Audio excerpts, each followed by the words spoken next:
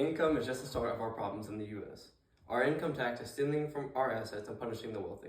Income affects everyone in the workforce. Everyone must pay a federal income tax, and the problem with the income tax is that it is unconstitutional as it steals from us, uses an invalid graduated tax system, and violates our 16th Amendment. The problem with the income is, as I mentioned, stealing. According to Statistica, and the graph up here, and the article below it states that government revenue came out to $4.4 trillion, which is half the revenue from our paychecks. And with this graph, it shows that 2,176 in billions is just from our individual income tax for the government's revenue of the year. Half of our revenue comes from our paychecks.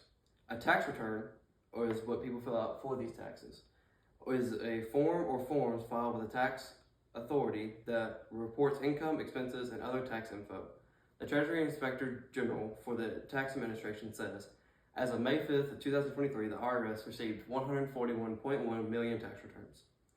When taking the $2.8 trillion made from the government in income taxes divided by the 141.1 million tax returns, comes out to $15,450.04 per person who filed a tax return.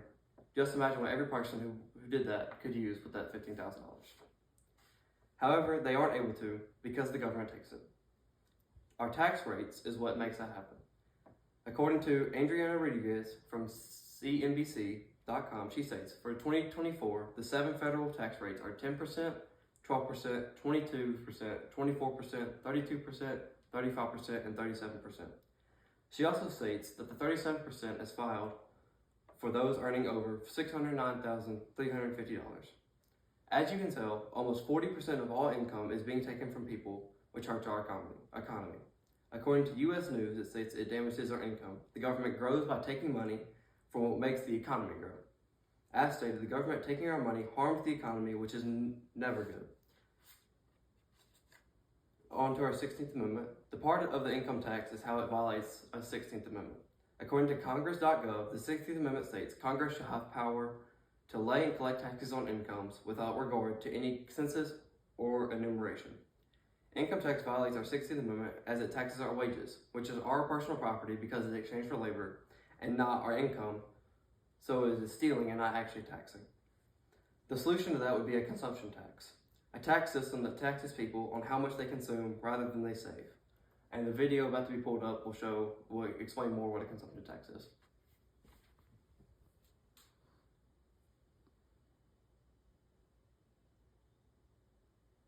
Taxes are necessary to finance needed government spending, but taxes can be made a lot simpler and more efficient. A uniform consumption tax is the best way for the government to raise revenue with the least damage to the economy. This tax would replace personal, corporate, and estate taxes. It could operate as a national sales tax or a value-added tax. Under a consumption tax, people only pay taxes when they spend money, rather than on their income or assets. People who spend more, pay more. Earnings that are saved. As shown there, it shows that consumption tax is more for what we buy more than what we actually save. TaxFoundation.org says that consumption taxes encourages saving and investment, whereas an income tax discourages that because it taxes both our consumption and saving.